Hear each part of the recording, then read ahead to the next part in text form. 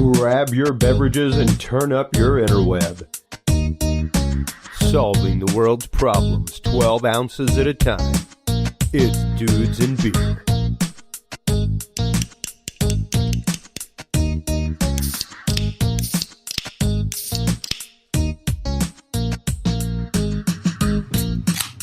Well, hello everybody, and welcome to episode 139 of the Dudes and Beer podcast. I am Chris Jordan, your host. With me, as always, is the stalwart Stephen Bishop. What's up, guys? Episode 2, folks. And if I'm not mistaken, the title of that episode was... which one? Episode 2 was... where I got crazy. Lions and Strippers and Beers, oh my. Oh, yeah, was the name of it. Yeah. Because we were talking about Cecil the Lion, we were talking about some crazy stripper stories you had, and we drank a hell of a lot of beer. And that is how Steven came to be on Dudes and Beer. After that night, it was like, hey man, like, you gotta bring more of that on my show. So something. He's been here like the whole ride, man, up and down, pretty much, thick and thin. Ever since episode I can't 2. thank you enough for being here through all that craziness. With us also is Julie dude. Connolly. What up? She missed last week because of the awesome Liam Connolly's birthday. How was the birthday, Julie? It was good. He's 16 now, so that's scary. He has a piano recital over the weekend. Oh, how'd it go? Interesting. Good. He played a Beatles song. That was good. Nice. What'd he play? Yesterday. Did he do well? He did. He's only been playing for a little over a year, so... Okay, well, that's a challenging song to take on for someone who's been playing just a little over a year. So I'm glad to hear that. And with us tonight is our special guest for episode 139. Someone who actually, believe it or not, Eric, has been talked about coming on the show for almost since like episode 20 with Steven. He's been like, I could probably talk to Eric Tessmer and get Eric Tessmer to come on at some point. He don't need to know that. And it's just, hey, man, how long did it take me to get us into live shows, to get us into Mikamoto auctions, stuff like that, where it was like, hey, this is just something that we throw out there. And the whole reason that we throw it out there into the universe is to manifest it and to make it happen. And one of the people who rehearses here at our rehearsal space, a true voice of Austin music, an amazing musician, Mr. Eric Tessmer is our guest today. So welcome, my friend. Welcome. Thank you. Welcome for having me. Absolutely, man. And, we were just talking before the show, things like that, kind of getting familiar. And one of the things I love finding out from musicians is their story. You are not a native Austinite, but came here from a very small town elsewhere. Give us a little bit of your background story and how you came to live in Austin. All right. Well, I grew up in rural Wisconsin, in the southwest corner, which is commonly referred to as the Dairy Land. So it's a bunch of hills. So I didn't get very good TV reception when I was a kid. And my dad's a musician, but I only got one channel, and it was PBS. So I was going to say PBS. Well, that's a good one if you really have yeah, one. totally. And so, I got Austin City Limits as one of my outside connections to the world, and my dad's record collection. So, and that was all old, Beatles and Hendrix and Zeppelin. Sure, yeah, the good Cream, stuff. Yeah. So that got me pointed in the right direction. So when I graduated high school, I just moved down here. And for better or worse, I've been here since I was 19 years old. So yeah, and I know at least since the time I've been here, been a mainstay in the Austin music scene. Someone who, like I said before the show, has now recently become more of an ambassador of the Austin music scene to not only the country but the world. Someone who's bringing that unique blend and sound that is specifically this style of music, that is eclectic yet rootsy at the same time. Right. Yeah, there's definitely a ton of music that comes out of Austin now, especially, more every day. Yeah. But, there's definitely that one kind of sound that you hear and you're like, that's Austin. Yeah. Even when you hear it, from people who aren't in Austin or rarely even come to Austin. Have never been based in Austin, but like you can tell that they're so influenced by that core group of people that you think of Austin. Yeah. You're like, I can hear some Austin. Well, and it's interesting to me as someone who is a transplant in life, that you do have that entire Texas music vibe to quite a bit of what you do. And there have been parallels made to some of what you do with Dick Dale, as I was mentioning before, and I can definitely hear the influences of it. We'll be playing snippets from some songs and talking about them throughout the show off your EP titled EP1. Yeah, try to keep it simple. Well, no, I mean, what that was my first EP, Yeah. Okay. So, and just artistically titled EP1. Yeah. I'm kind of utilitarian about just like titles and stuff. It's like the White Album. Yeah. Yeah, right. Yeah, the White Album. The Wall. Yeah. It's a wall. Yeah. There it is. You don't need a whole lot more explanation. No, let the music do the talking, Yeah, exactly. The sound that comes off of that, and we were talking earlier, why an EP as opposed to an LP in this day and age? Well, I mean, I'm kind of old-fashioned, which is, I instead of making an album, I decided to make an EP for the reason that it's less of an investment and you can move faster on it. And so, like, you don't have to have an album's worth of material. And for an independent musician, like making like a full-length record, it takes a lot of time. It takes a lot of money. Yes. It's like, it's so much work. It is an intensive process. And like making an EP is definitely an intensive process too. But what I'm really trying to do right now is like really define my personal sound. Yeah. So like I wanted to have as many studio experiences as I could over like a shorter period of time. And so instead of like having like, okay, well, I'm going to make a record this year, and then in 2 years I'm going to make a record again. It's like, okay, so I'm going to make an EP, and then I'm going to make another one, and I'm going to make another one, so I can keep like keeping it fresh in my mind and experimenting in the studio with like arrangements, songwriting. Well, and it seemed to me, just listening to the EP, it seemed to me like there was a lot of time taken, and not necessarily taken in the studio, but in between tracks. Yeah. It didn't seem to me like it was hey, let's go into the studio for a weekend, guys, and bang this out. I don't like to write in the studio. Yeah, it seemed like it was let's go into the studio and do a song, right? And then in a month or so, let's come back and do another song. Yeah, that's is definitely the case. I mean, but the interesting thing is, like, one of the songs on there I wrote the day before we went in the studio, and I showed it to the guys. Really? And we did it, and it was the first take, and that's it. Oh, wow. That's nice. Wow. That's cool. And I'd like to save that one for last. Okay. Well, it is. That's your favorite one. EP, yeah. Okay. Yeah, Chris's favorite. Yeah, so basically the EP is like, and instead of doing singles, because when you're doing singles, you're just like, pouring everything into one song. Yeah. It's like you're making something that you're trying to get the most mass appeal with. Right? Yeah. Whereas, like, if you're writing EPs, like, there's so much that influences that I have, or so many things that I actually want to do. It's like you can't really define your sound with one song. I felt. Yeah. That's how I felt. Well, and I find it hard.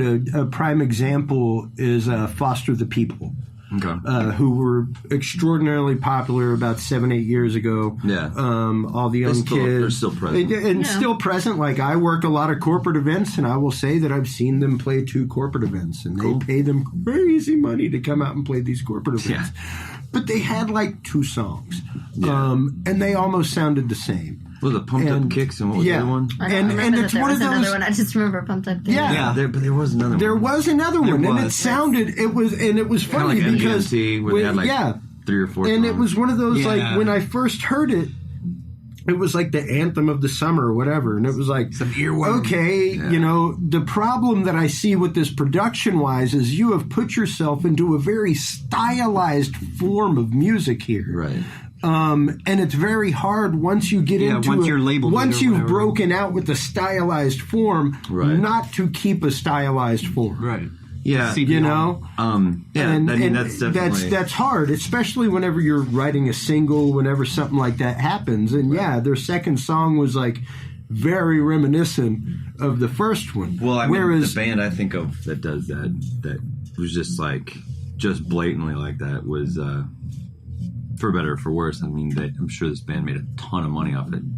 But was that the Plain White Tees? They did the Hey Delilah. Yeah. And then the next song they made Yeah. was like, they rewrote that song. Yeah. It's like that style of song. It was still like a quirky little, like, well-written song, but it was like you're going for the same thing. You're going for a follow-up on that exact yeah, thing. I see what you see. And it kind of went nowhere that next They're one trying to milk because it. it was so like, Milk that all one right, little well, dish. you know what you do. Yeah.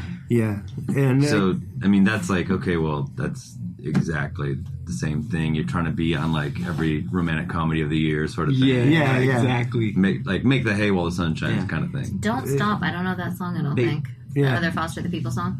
yeah. I've heard it. I know I have. Yeah. And you Thanks, know, Google. it is one of those, you know, it's hard whenever you're an artist to like we were saying before the show, write something that resonates, Right. but also reflects you as an artist. Yeah. And I think that you did a great job with number one. Yeah, with EP number one, because it showed an entire range, and I want to kind of go through the 4 songs, Yeah.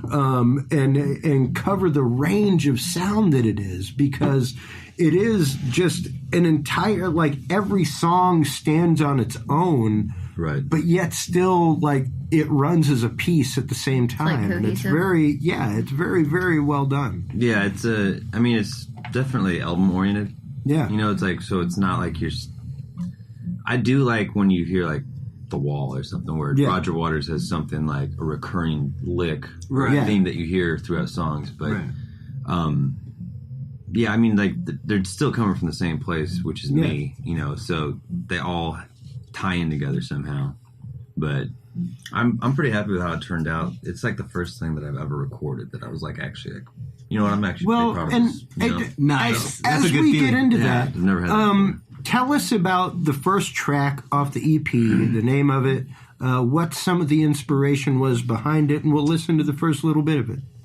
So the first song on the EP is called See You Tonight, and it's the only song that I co-wrote. That song originally, and that's the crazy thing about this collection of songs, is that it's some of our songs I've been playing for a long time. But this song I played with my band years ago, and it was written at that time, the form it was in, by our bass player, Alan Daniel. Oh, wow. And so, like, when we as musicians stopped playing together, I was like, we just stopped, you know, I stopped playing a song. And Wow. so, like, years later, I was like, about to do this EP. I was like, man, like, I've never been able to get the song out of my head, and I think it's such a good song, but like, I think it needs something more. So, like, I called him up. I was like, dude, let me write some more verses and, like, We flesh it out a little some bit changes, more. yeah. And it was like, and so I had him over, and I was like, all right, so this is what I did with it. And he's like, I love it. So, Oh, nice. so Nice. That's awesome. So I put it on there, and it's like, it's just one of those songs. Is like, when we were playing together, he wrote it because he's like, that sounds like something that would like really feature you well. Yeah. So it's basically a song written in the style that he heard me playing. So it's cool. All right. Well, let's listen to the first little bit of See You Tonight off of the EP number one by EP1. Eric Tessmer. That guy.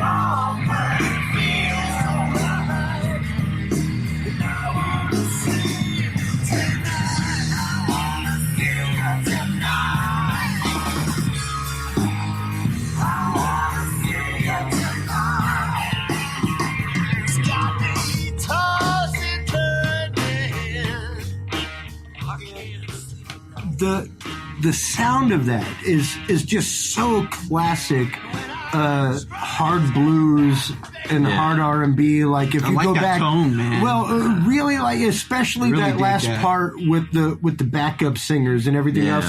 It's so classic, raw Bobby Blue Bland. Yeah, you know, just like want to get hard, that classic R&B hard hitting sound. Yeah. How did you go about achieving that? Because, like you said, the idea behind going with an EP is that you aren't spending a lot of time in the studio. Right. That you're trying to minimize that process. And I'm the same way with my music. I try and do as much stuff first take.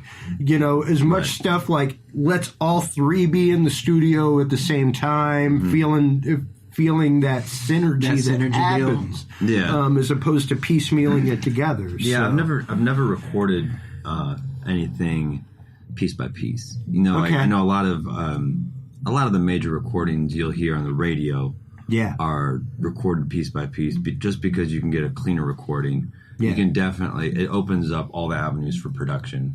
Well, especially in this digital day and age where it's a Dropbox away. Yeah, absolutely. You know, well, I mean, there's that whole aspect too. Rush albums in and of themselves for the last 10 or 15 years have been written remotely. They write a core part of it together, and then the rest of it, it's like whenever they have the time to do it in their studio. It's amazing. Locally. That's how Gnarls Barkley wrote their whole first album. Yeah. You know, and probably anything else they've done. But, oh no! Like you can utterly just file share over Dropbox through digital means and make crazy stuff collaboratively. First ones who did like a number one hit absolutely, like that, and that thing stayed on number one for. Yeah, I remember that whole That's summer. insane. 2006 or something. Exactly. God, you couldn't get away from this. Yeah, and the technology's there, but to keep it in the concept of let's all be in the studio together, let's all bang it out, get it right. Do it as first take as possible. Yeah, still be efficient and clean. So what we did was I had just my trio that I was playing with, and we went in and we rehearsed the songs a few times. We played them live, except the last song, like I was saying. But we went in and we just did one day in the studio, and we got all the tracks done, the basic tracks, and then what we added keyboard like keys, like the organ, or background singers. Yeah, we just basically sent the track to the keys player. And like, this is what it is. Yeah. Or actually, I think on all of it, he just came into the studio, and I was like, "This is what I hear on this. This is what I want. Like this, just keep it simple, but like this is the sound I'm looking for." So like on See Tonight, like in the chorus, like the chord changes, like there's a piano like mixed down, but you can hear like just hitting the bass notes with it for like that subtle like kind of velvet brick, pumping you like the tone. So it's just broadening out the frequency range. But and then the backup singers, we just got them in and just like, here's the song, and this is kind of like the parts we're hearing. Like they're just sitting there in the studio. I mean, it was amazing watching them do it too, because I was like, it's kind of like, this is the kind of feel I'm kind of hearing, and they're just sitting there writing parts on the spot, like finding like their part in the stack, the harmony stack. Yeah. It's like, damn, it's so cool. It is nice to see people like that was cool. Who are like well trained in their trade, performing their trade. Naturals too. Like, it's like watching fish swim in an aquarium. You know, like it's just a beautiful sight. Like it's watching things where they're naturally supposed to be. And to know that you have this old school concept of recording, because so many people nowadays do take the digital recording format so much for granted, as far as take after take after take. Like I was telling you before the show, even with my music being electronic, when I find a reverb with a delay that I'm using on a Moog track, I'm not going to change my mind about that reverb and delay. Right. Like my digital recording rig is like a huge analog 4-track to me. Like it's still commit to the mix. It's still like, this is the way I want it to sound. How much of the mixing process, the recording process, are you doing in the box? Are you, doing as far as plugins, things like that digitally for effects, reverbs, that kind of stuff? As far as like for EP1, there's 3 different ways. Like there's EP1, there's how I make demos and record in the studio now, and I just recorded most of EP2 in New Orleans. Oh, nice! Wow, that's cool. 2 months ago, or 2 months ago. And and that was like the first time I'd really worked with a producer. So okay, I had Anders Osborne producing it, and so what was that experience like for you? It was really cool. I mean, Anders is a pretty good friend of mine, but he's still obviously somebody I look up to. So it was interesting having somebody else just running the show. Yeah, but as far as EP1, it was recorded to tape and then bounced directly into Pro Tools. Oh, wow. Okay. So like you went full analog. Yeah. It was almost like you were recording off the head. Okay. The tape head. Yeah. You know what I'm saying? Yeah. No, absolutely. Yeah. That's how I think we did it. Like, the Sinners album. I love that. Recording the tape first, right? Y'all did it with Chris Burns? Yeah, totally. So the one at Arlen, I demoed some stuff for EP1 with Chris, but cool. I went to Arlen, and then it was like they recorded to 2-inch tape, and I think either bounced it when we got what we wanted, onto Pro Tools, and then we edited it, all in Pro Tools. Sure. Did the overdubs and stuff, on Pro Tools because it was close enough, right. But we did want to get that tape sound. Absolutely. But I think with Anders, we were just recorded straight to Pro Tools. Yeah. We were in this brand new studio in New Orleans called The Parlor. It was just beautiful. I've heard good things about that place. And the cool thing is with EP1, I just wanted to mic my live rig, whereas when we did the session in New Orleans, it was when I'd use using amps I've never used before. What? I think it's a Deluxe. Ooh. Anders has a Tweed Deluxe or something that it was in a fire and stuff. But it just sounds it's got that Neil Young. Yeah. It's just versus a blackface Fender, or I have a Yule, which is a kind of a Dumble style head, so it's a very powerful clean. Yeah. This is just almost a high watt type sound. Yeah. Very, very chimey and clean. But it's this Deluxe of Tweed. I was I just never realized how much I wanted a Fender Tweed. Yeah. Because I have a ton of brown face Fenders and blackface. But but the silver face, man, I have a really good friend of mine, Tom Metz. Shout out to Tom Metz. He's been on the show numerous times. But he has an old silver face Vibrolux. Okay, yeah. Oh my God, man! A silver face or a Tweed? It's a silver face, as far as I know. Oh, okay. And it is. I'm talking like late 50s Tweed, where it's just a Tweed covered box. Yeah, and it just has. It's it doesn't have any reverb. It doesn't have anything. It's just on and up. A note, but it's such a solid, different frequency range. Yeah. So you're micing the amps, but you also have this thing that goes before any of my effects. So the only thing it gets is just pure guitar signal. And I had a guitarist with my Grateful Dead band in Houston that had that. And he was like, I can't get it to break up. And I'm like, I don't think you get it. It doesn't have a gain and a pre. Right. It's just it up and it'll break up. It's a straight channel. You got to just crank it. Yeah.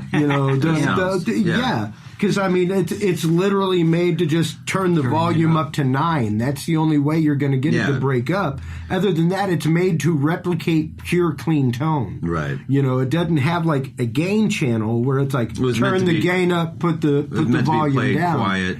you know, and then when you turn it up, it gets like this amazing exactly. Natural and I was like, the only way you can do it is to just crank that mug, right? So because there is no gain channel. It's just sick. volume. Yeah, and so like if you have like your reverb channel and you have like delay on it or anything, and you just turn up this guy in the mix, it's like having like hairy arms, you know what I'm saying? Like it's just like, all right, this guy's a badass, but this guy's got a badass with hairy arms. Like I mean, just like, it's like gets beastly. You know? It does. It gets a huge monster tone out of it, and you know, you definitely have in your sound a very classic warm tone with what you're doing, and a lot of that has to do with the guitar that you play. Explain a little bit about that instrument to our audience. Well, I have a couple guitars I play. The one that I've played the most is I have a 59 Strat. That's just like I've worn the paint off of it. Right. Yeah. I've seen those photos. It's a magic guitar. I mean, the heyday of classical Fender Strats. Like pre-CVS, like made in the old factory. Like it's the first year, like the first couple months that they had rosewood boards. And I mean, it's great. But how long did you have this for? This next February it'll be 10 years. Really? Nice. You have an anniversary. Wow. Yeah. Right. No, I mean, hey, you got to. I have like my life before I had the guitar and my life afterwards. Like I don't even remember the life before. You don't know the relationship between guitar players and the guitar. Yeah. But this, I have 8, and they all have a story. They all have a time. Like my black Fender that I play, I literally assembled like hours before I went on stage. Nice. Like I remember like grabbing the strings and bouncing it for like 10 minutes before when I did, just to stretch the strings out, because it was like, this is a brand new bridge, brand new nut, like everything on this guitar is brand new right now. But yeah, you know, to me, using vintage equipment, using equipment like that, adds a certain character to the tone, a certain... Definitely. Nostalgia. Well, yeah. I'd say about that, you can get pedals, modern pedals that try to emulate stuff. Right. But, you know, the thing is, like, if you want the old sound, you're going to pay more stuff trying to find, like, filtering stuff through stuff that you're going to be disappointed with. There's never going to actually do that old thing. Just get the old thing. Just get the old thing. You know, it's like, I have... Man, I'll tell you, like, perfect example of this is that I have, you know, just a room full of amps. Just like, so many amps. You were showing that. He's not even lying. You're actually about to be featured in a Reverb.com article. Yeah. Tell everybody about that, where they can go to check it out, everything else. All right, well, I don't have the exact address. That's okay. Yet, but it's like a, I think it's called Show Us Your Space or something. And I know Butch Walker did one. So anyway, since I got this room just a stuff full of amps, I had to take some pictures of it. So that's why I had the picture I showed you before. And it's all nicely stored. Yeah. Beautifully arranged. Everything's backlit. You know, I'm kind of OCD about it. But. Everything is beautifully arranged and functional to where it's just plug in and play. That's the good side of OCD.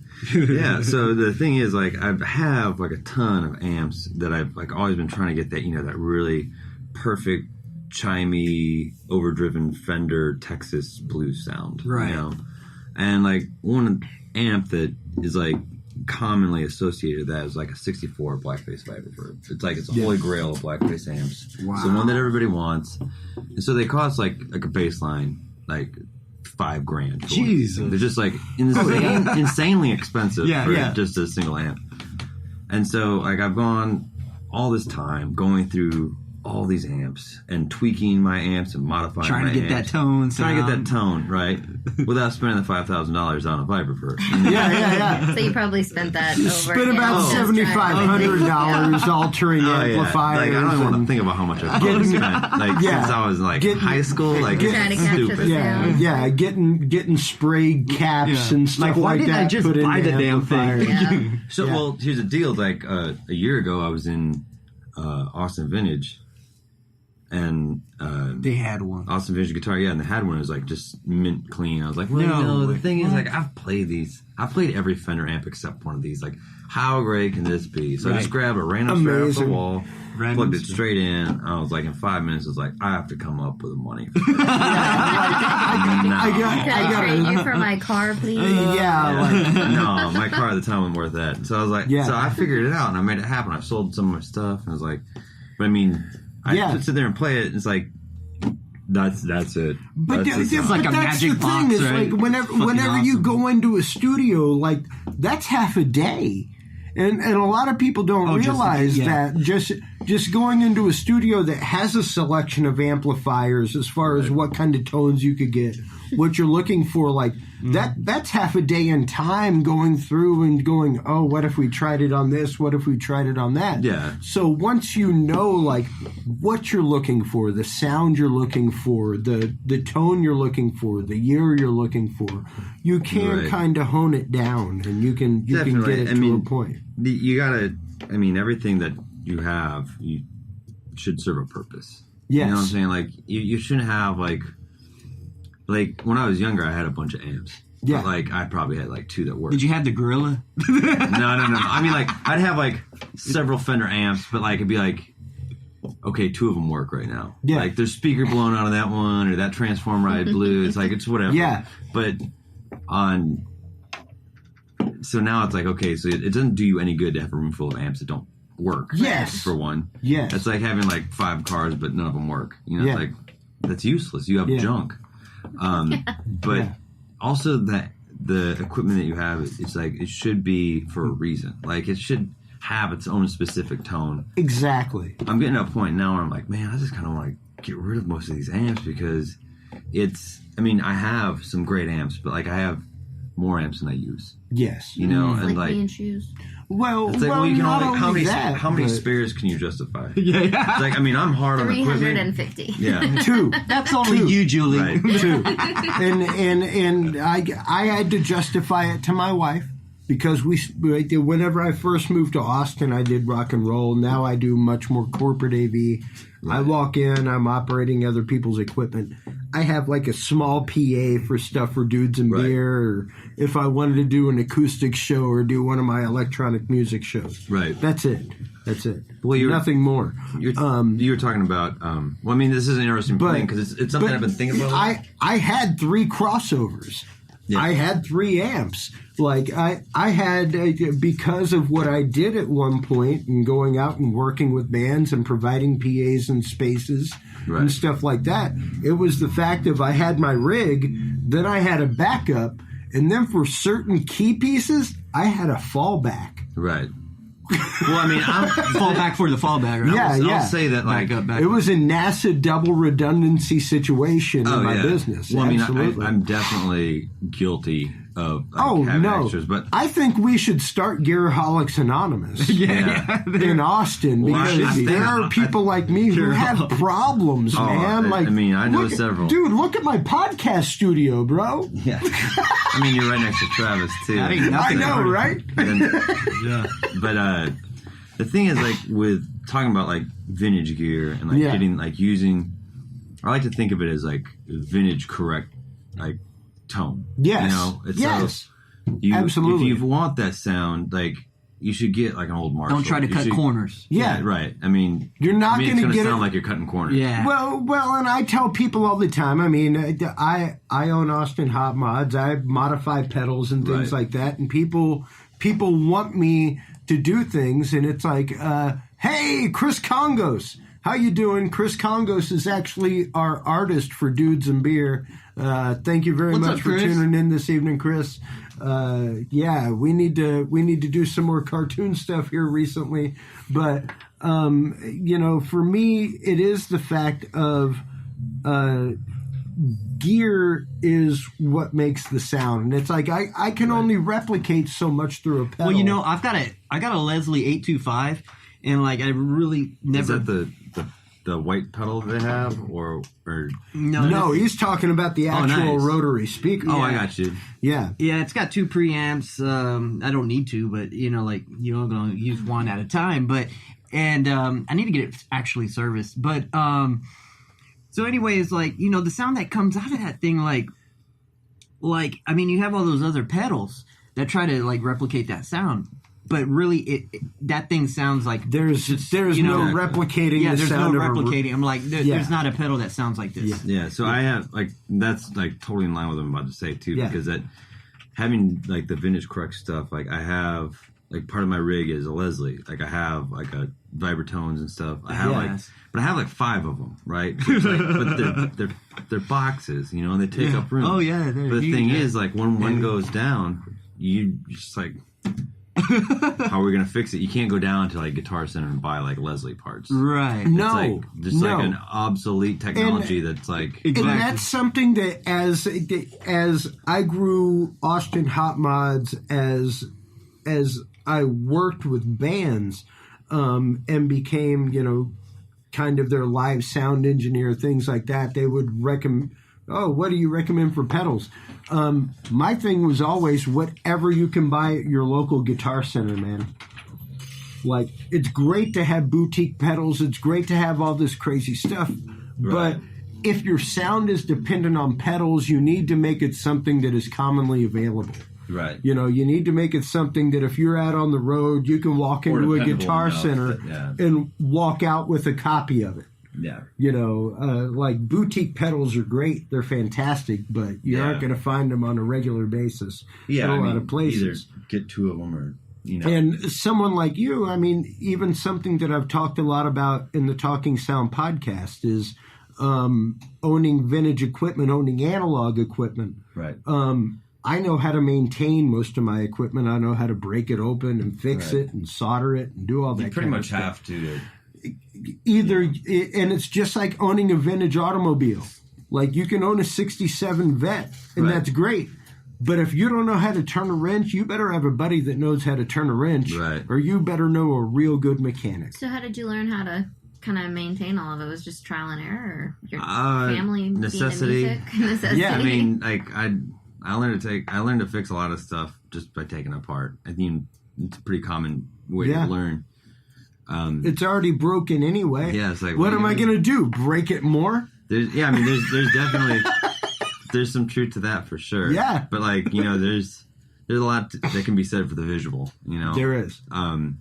With amps, it gets a little harder when you open up and see circuit boards, and like you're looking at power that can kill you even though it's off. Yeah, I don't play with tube amps. I don't play with tube amps. Tube amps are like, they're not, it's like you're talking about like a 67, but like tube amps are like race cars. Yeah, it's like exactly. When you use them correctly, if you use them to the point to get that sound, they're gonna wear stuff out. Yeah, and that's what I've explained to people whenever they've asked me to do stuff is like, hey man, like, same thing. I can't tune your race car. Right, all right? I'm not your tube amp guy.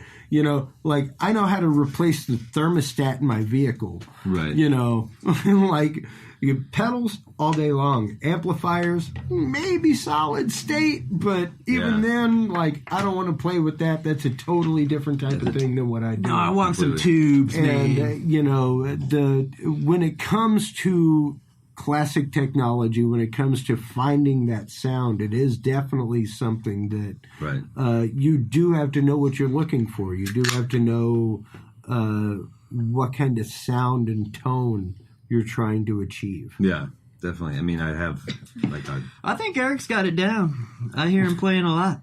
Sounds freaking phenomenal. Well, like shelves full of old Italian wah pedals, like just Italian. Oh, nice. I mean, I have way too many of them. But I mean, it's like one of those things where they all sound different. Yeah. What's your favorite wah pedal? Well, for about a month in 1968, they made, between the Clyde McCoy Halo Inductor Fox wah and the little aluminum, what they call the film can or the trash can inductor, they made an inductor called the Clover, which I mean, it's like an inductor, but it's potted in like some type of shellac or something. Oh, wow. Huh. But it's got like the thing that holds it together goes in 4 ways. So like the stuff puffs up like a 4-leaf clover. Oh, wow. So it looks somewhat like a clover, but like I have 2 of them. I mean, I actually have like 6 of them, but I mean, like I have 2 of them that are just like magic ones. I'm just like, oh my god, these are the best things. So it's like, but I mean, I'd have a bunch of Halo and I have a bunch of trash can ones, and I mean, some of them are just like, you just play them and you're like, oh my god, I could just play this for hours. And some of them are like, this is okay. I mean, it's all right. It's a good wah pedal, whatever. But like, there's just a few of them. Doesn't grab you by the, Yeah, but like, it's just. So my thing is like, for a while, I was like, man, I don't ever want to have bad wah tone. So I'm gonna go on with like the wah quest, and so like I have all these old wah pedals. Like I knew what I wanted, like I knew the sound I wanted. Right. Yeah. When you hear so it, like I went and I bought. I go through and I haven't bought one in several months. Good for you. Kind of got off of it. It's like an addiction. Well, yeah, but I mean, like I'm like more at this point. Like I'm more like I have like good sounding wah pedals. At this point, I'm like I want to like sell some of them. Yeah. But the thing is, like I didn't want to sell them until I felt comfortable with what I had. To the point that you have like what you have plus like 2 or 3 just in case. Right, but they like, have a little bit more range. I wanted to find the ones that I really wanted before I sold any of the ones that I had, because when you think about it, the market for them, it's kind of like a niche market. It is. Yeah. They're not making any more of them. Yeah. There's a finite number of these wah pedals in the world. Yeah. So, and any time, it's true. like, what's on the market? Right. Like, how many are being sold? Like, on a wah heavy moment, if you went onto eBay, you could probably find... It's like Bitcoin, dude. 5 to 6, like legit Italian wah pedals. You know, in a nearly affordable price range. Like I know there's a gray wah on there for like $5,500. I'm not paying that for $5,500. Whoa! It's like the first like mass produced wah pedal. Anyway, so,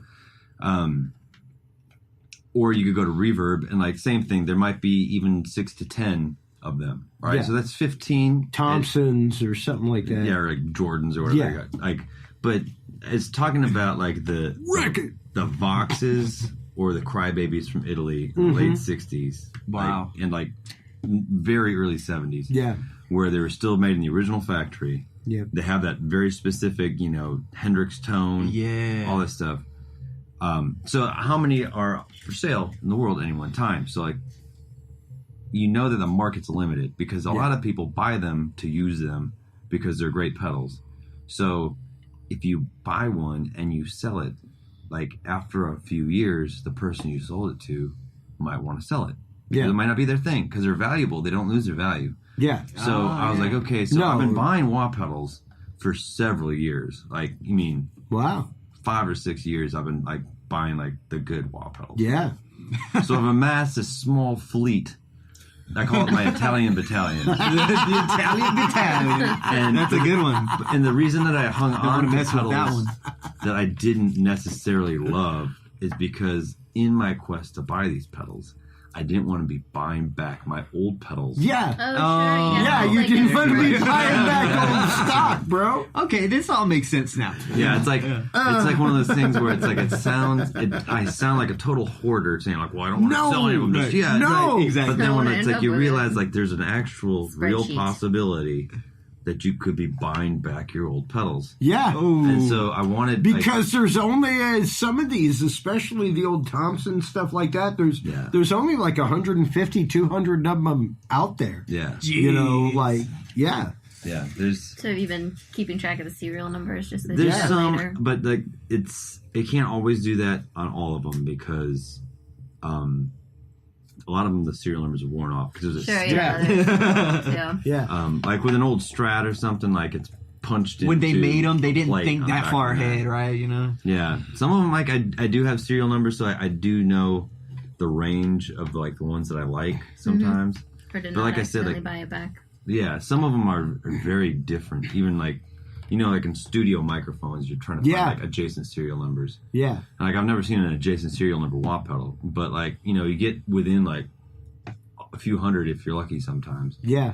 And like even then they'll sound like just so different. I happened to cross at one of the only Austin musician swap meets that I knew of that happened.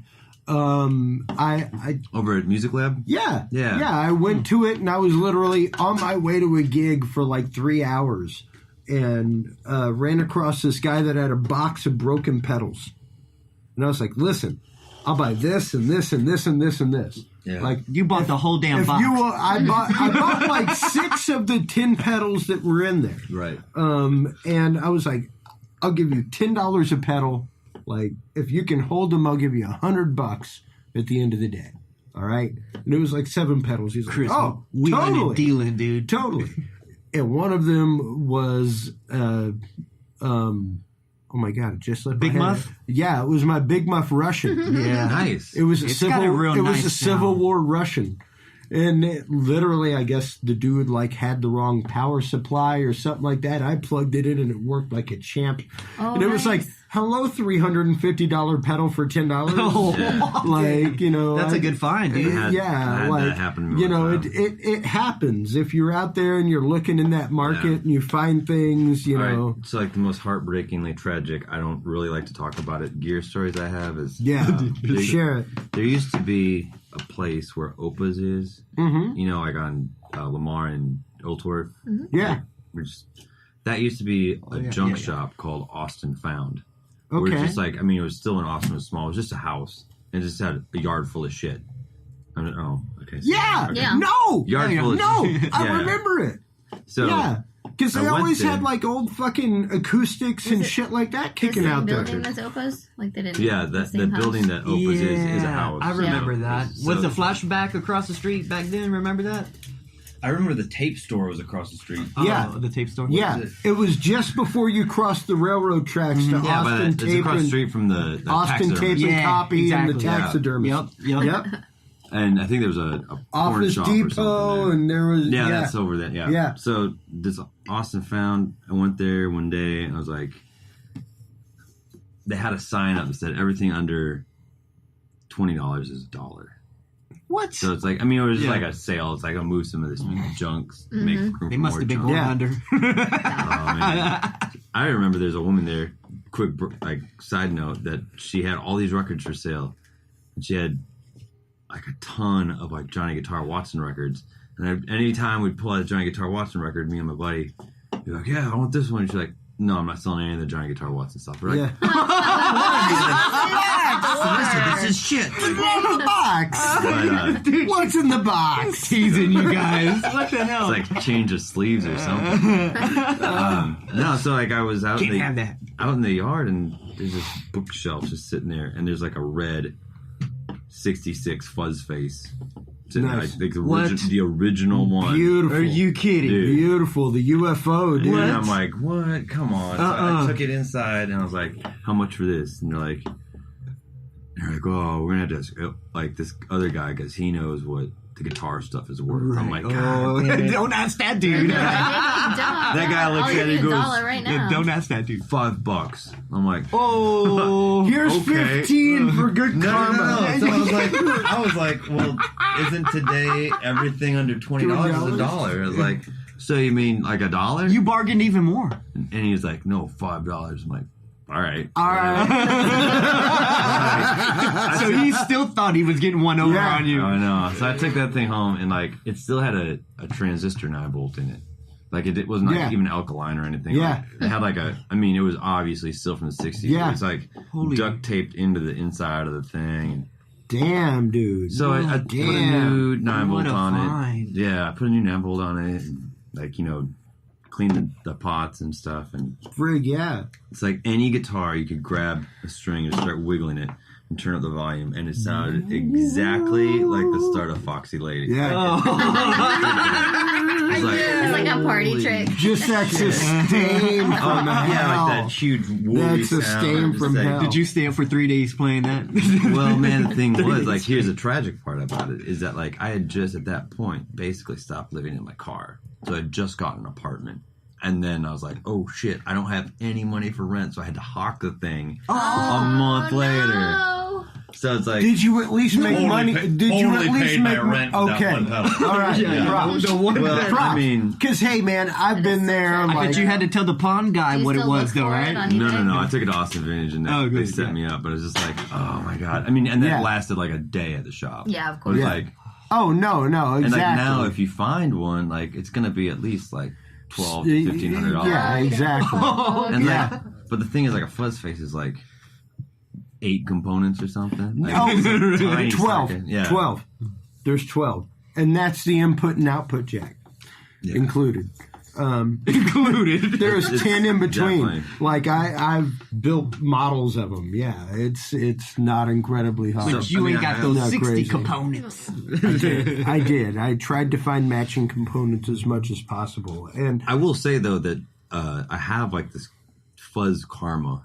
Like I have like several amazing fuzz pedals, but like when Analog Man was making the sundial sun faces with the original NKT the first 275, version of that, those were amazing. So he came into like this lot of NKT 275s, and they were just selling them off the shelf. Yeah. at Austin Vintage, and like, so I didn't realize it, but the world supply of them was running out. Yeah. and I just went in there. I was like, I wanted one, so I just bought one. I was like, Yeah. whatever. Good for And you.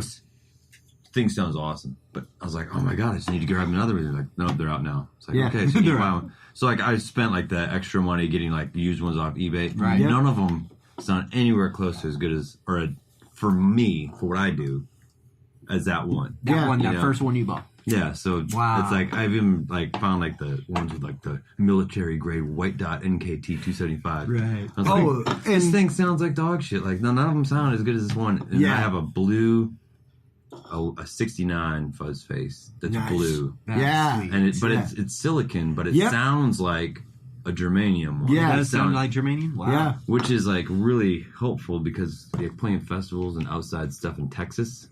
yeah, Like in the summer months, you can't even use a germanium one. It's like Yeah. just like peters out and just, yep, yeah, I'm like playing festivals with like bags of ice cubes sitting on top of my fuzz pedals, and like when gotta use it, you like pull them off and like yeah, punch a pedal on and kick the bag back onto it. yep. Wow. Right now, I've been designing a new housing for this fuzz pedal. So Really? it's got like a tray on it with like a drain, and so I have like this silicone. You know, ice cube tray that makes these ice cubes in these giant I am squares. and it I fits am right in there. actually Interesting. an That's really assembler and interesting. really good friends of Screaming Sounds. Screaming Effects Or here in Screaming town.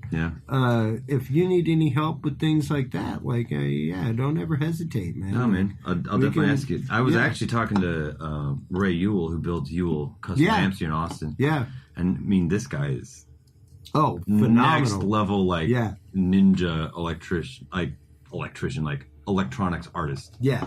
And I mean, he hand built one of my amps, but I was talking to him about like this problem with my fuzz. I was like, it gets hot and it sounds like shit, and like, it changes the bias. And he's like, well, like starts dropping knowledge on me, kind of like saying it like every day. Everybody knows this. Yeah, Like, well, I mean, like, I had this idea for that, and I was like, the guy he's like a great human being. He just loves. He's passionate about it, and he's Yeah. like talking about this thing where you can make this basically like a plate, and you can electronically set it. It's basically like an active heat exchanger. okay. So basically That set makes sense. Like a Yeah. heat, like an you active, have like a heat sink, an an external active heat sink, yeah. So it's like That's he's like, yeah, interesting. that other end is probably going to get pretty hot. I was like, well, Yeah. how much whatever keep it, take to keep it that cool. But like, he was telling me like you could probably get it within like a degree, and like Yeah. have this thing just like keep your. He's like, yeah, well, you'd have to build a bigger box, and I was like, do it. Yeah. I mean, like whatever Yeah. it takes, dude. You Like, can make Yeah. this happen. yeah. Like you could absolutely just take like one of the mineral oil coolers, like what they use in servers that are like aluminum Oh, yeah. fans with copper coils filled with Circulates mineral it. oil, right. and Yeah. sink it to the top of it, and Well, I mean, that would get rid of most of it right there. I mean, I was even thinking like if you had like some type of like small. We're getting into some crazy fucking man, geek this is the good science, stuff. folks. It's good stuff. Oh no, I'm all about it. Yeah, he's I'm all totally about it, dude.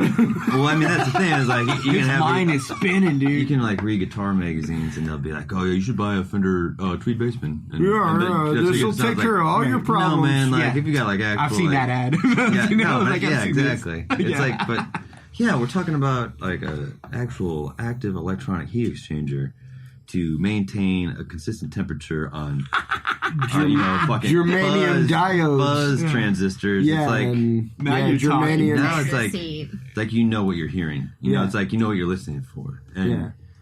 I mean, I've thought about it like, okay, so you could have like this tray with ice cubes, right?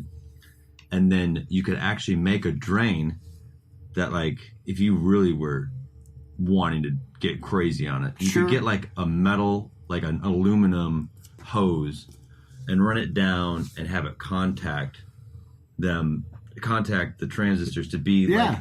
like an active heat sink. Well, and it's like we'll be that's what I'm draining saying. You'd ice water past absolutely just straight up borrow from existing CPU technology. Oh yeah, You know, like liquid cooled computers. yeah, But absolutely. here's the deal: is like with Yeah, that's that, how that's kind of. I mean, it would be easy enough Similar. to like make some. I mean, easy enough. It'd be one thing to make that. I mean, it's gonna be pretty. It's a damn good idea. Well, but I mean, it's gonna be a very involved process. You're gonna like do a lot of trial and error, and you're get this thing talking set about up. like Yeah. 8 people that would buy it. I'm not even talking about like Like, marketing it. I'm just I talking feel about. like people would buy it. I'm talking about just like making this. Yeah, Eric just Just needs for it. you to Yeah, that's what I'm save saying. your Like, stuff. yeah. Like, I don't know what It's the the actual need. market need is for it, but I need it. Yeah, Okay. he needs it. So, yeah. Okay. but the thing is, like, okay, so let's say I make this ice thing, and then I make these aluminum tubes that go down, and they're contacting transistors. So, like, when it drains ice water out as it melts, it's cooling them constantly. But there's also they can get too cold, Yeah, and they sound different when they're too cold. that's right. Ooh, what do you do there? That's right. So then, like, that's where it goes back to Ray Yule and like this. You can set the temperature. I'm like, Totally. Ooh. no, man. No, like, that's what we need. There's We a need that. microprocessors, You got a man. thermostat. Arduino control. Man, You can absolutely use an Arduino computer to micro control Yeah. the heat sink to tell it exactly what temperature So to then- keep those at. And it's very feasible to do it with the pedal. Then. And that's like that's 12-volt control. That's no different than some of the pedals that you're operating, stuff like that. I mean, I have a 12-volt outlet Yeah. on my pedal Yeah. power supply. So. Absolutely. So it's not beyond I conception. mean, my pedal board is like insane. Like, I mean, how it works. I can't imagine that it wouldn't be nasty with the tones that you acquire. Well, I mean, it's a constant battle of if you want the big sounds, you have to have a simple signal chain. What's your go-to? 3-pedal, you guitar. It's your 59, your blackface, and 3 pedals. What's your go-to? Definitely there? wah. Okay. And then, Wow. I mean, you gotta have a fuzz face. You gotta have like a fuzz, like a old school fuzz. Old school. And I don't know, man. I have a tube screamer. I was gonna say maybe a screamer in there. I like it. I mean, I don't know. You don't need one, Right. But if I was gonna take 2 pedals, I would say a fuzz and a wah, or I would say a fuzz and a tube screamer, because like the amount of tones you can get with that is like, Yeah. I mean, if you can make it with that, I mean, you don't really need that much more. But like for me, like the stuff I like, we're talking about like the different tones, different influences, getting all this stuff. Like I have all these influences, but I have to be able to have a feasible rig with good tone for myself, like to sleep at night. And then I also have to have a rig that's able to do enough sounds that are different. Well, and that's just it. Makes Like sense. one reason I asked this is going into the second song of your EP. Explain to us where these tones are used and how they're used in the next track. Okay. Well, this one there is a Leslie running on the guitar. Nice. But the thing about it is like it's not like a commonly run Leslie because it's mic'd 180 Whereas like commonly you'd mic a Leslie on one side. Yep. Because the whole sound of a Leslie is the speaker going away from you and back. Like hitting the 180 and right. then returning to you. Yeah. Whereas this one is mic'd in 180, so it's like what it's doing is ping-ponging back and Yeah, forth. it's got one on the front, one on the back. Yeah, one on the opposite side. What's the name of the track now? Misfortune Teller. Okay. So, but the thing about it is that that's one thing I've been doing a lot with my Leslie. So, I mean, I'm about to do a YouTube video about how to completely set up a Leslie for all these different sounds. Shoot. Yes. And to make them easier to run on the road. Yeah. Because they're just a pain in the ass. They if you are. don't know what you're doing. They are. So, Dude, I definitely get into that. they're a pain in the ass when you do know what you're doing half the time. Yeah. But there's nothing that sounds like them. Nope. No pedal. Nope. Gets it. It was one of the only things when I worked in the basement club that I worked in. I say I lived because I was there like 5 nights a week. Anytime someone was like, well, I have a Leslie, I'm like, sweet. Yeah. Like, I will gladly download that through the basement steps. Totally. Like and the B3 and everything. Like, you want to bring like an 8-speaker Sun cabinet in for your bass? Like, dude, we're a 35-foot deep basement club with rock walls and aluminum on the side. Like, I don't think we need that. Yeah. But the B3 and the Leslie, like, all day long. Oh yeah. Yeah, I'll bring that in all day. Amazing sound. Yeah. Like, and to be able to mic that with like 1, 2, 3 microphones and get the proper panning on records and mix stuff it like around that the room perfectly. is absolutely amazing. So the next track on EP1 by Eric Tessmer is Misfortune Teller. So let's check that out.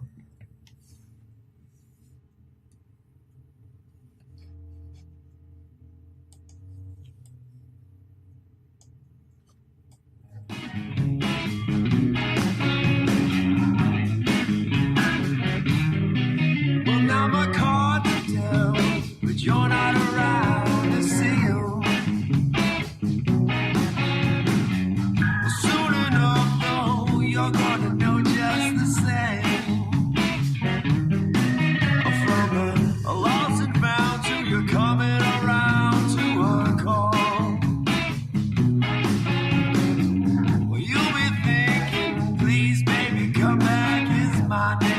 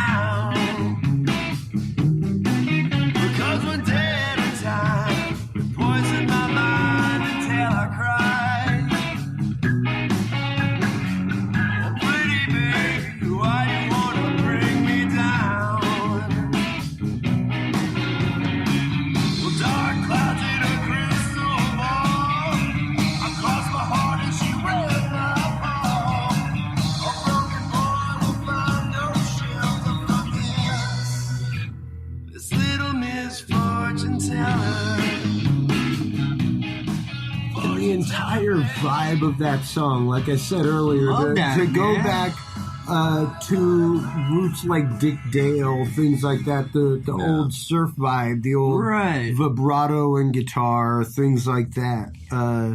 I kind of feel like a little Love Potion number 9. And a little bit of Secret Agent Man. But it has that total, like you were saying, like that Dick Dale. But I can totally, like, because, like the Leslie I'm familiar with since I got one, although I need to get it service. But I love that sound, and I can only imagine, it has that unique sound, right? But while you're playing it, like a lot of people, I don't know if, it might just be me, but you can feel that. You know what I mean? It has a feel. It feels organic. Yeah. And it's amazing. And I can only imagine recording that and being there live, hearing that. I could put myself there, and this is awesome. It's a cool tune. Like, the thing is for me on this song, like I wrote it, and it was. I remember sitting in my room writing it, and I had started it. I actually wrote it with what's the pedal? A Rotosphere. Oh, using yeah. kind of Rotosphere. Yeah. And that's when I really started getting into the Leslie sound. I was like, oh man, I love the sound of this. And so I was like, I'm a huge fan of 60s psychedelic pop, right? Okay. Nice. So, I mean, I like modern psychedelic too. It's all right. But like, there's nothing like the old school stuff just because like they were inventing it as they went. Yeah. And it has this very specific sound, and like the old Sid Barrett, Pink Floyd, things. Yeah, like but that. like the thing I was trying to replicate. Don't get me started. Oh man, don't even get me started. But like this song, like I was trying to write something reminiscent of, "Time of the Season" by the Zombies. Okay. I can hear that. "You Showed Me" by the Turtles and "Eleanor" by the Turtles. All right. It's like those three songs have that very organ-driven vibe. Yeah. And so now, like, we're going back to talking about doing EPs and like experimenting with different sounds in the studios. So I started rewriting that song and rearranging it so it sounds more like classic Amy Winehouse, or like, remember that Buffy song? Yeah. What was the name of it? Sounds familiar. You know what I'm talking about? Like, she had that one breakout song that was like just amazing, right? But like, it has that like,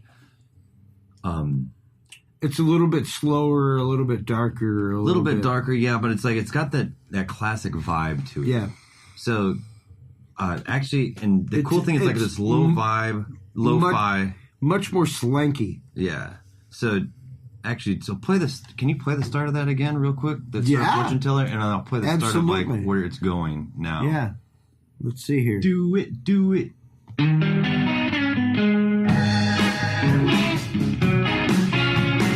like you're saying, like it's more like a love pushing number 9. Yeah. Very much so. Which is a good thing. Here's like totally what I'm. Here's the new stuff. Here's a new version of it, but like this is more like what I wrote it to be like.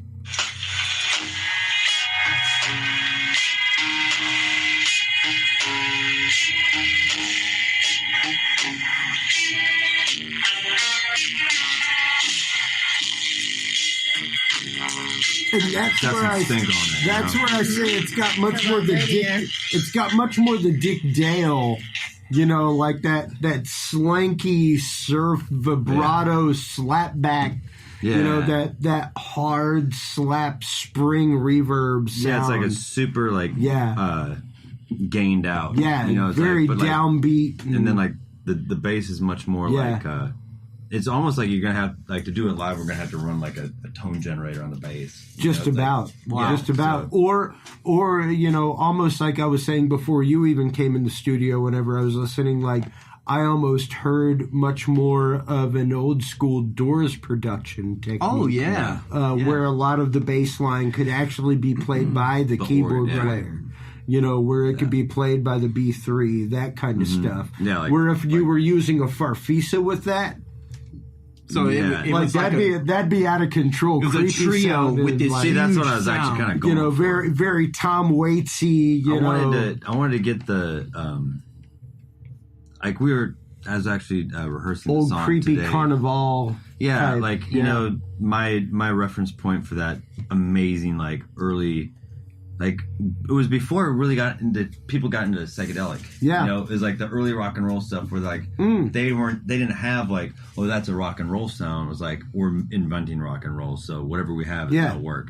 But like the song, the original Runaway, by Del Shannon. Yes. Oh yeah. Good God, yes. That organ solo. Yeah. It's like that's the kind of organ I want on this one. But it's like sounds like a toy.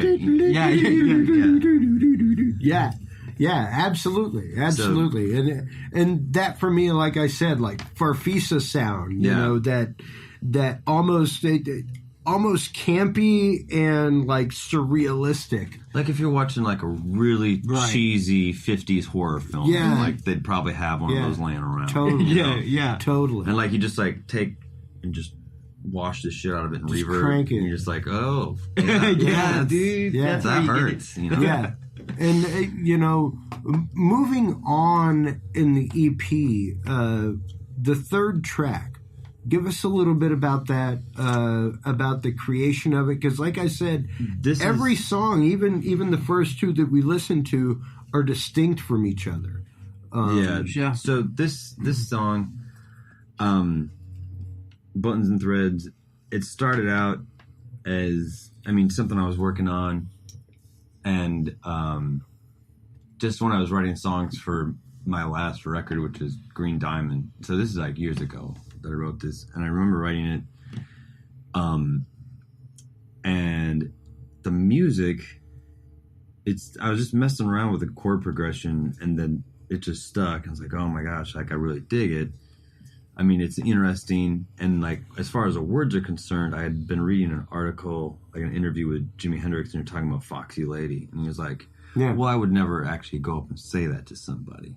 Yeah. Like, Jimi Hendrix is very obviously an imaginative person. That's like, what's in my head. He's like, but I'm going to, I imagine a situation where I went up to a woman and I said this, Right. Sure. Wow.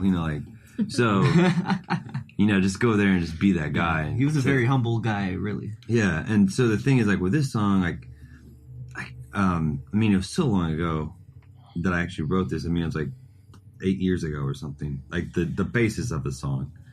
And it used to be faster. Like the first version that I recorded, I was like, and I listened to it, I was like, I think one of the things, like when I get older, I'm like, I need to slow this shit down. A little bit dirtier, a little bit, yeah. So what this actually has turned into over the years, actually it was a breakup song, but like I had this thing where I was like, okay, well,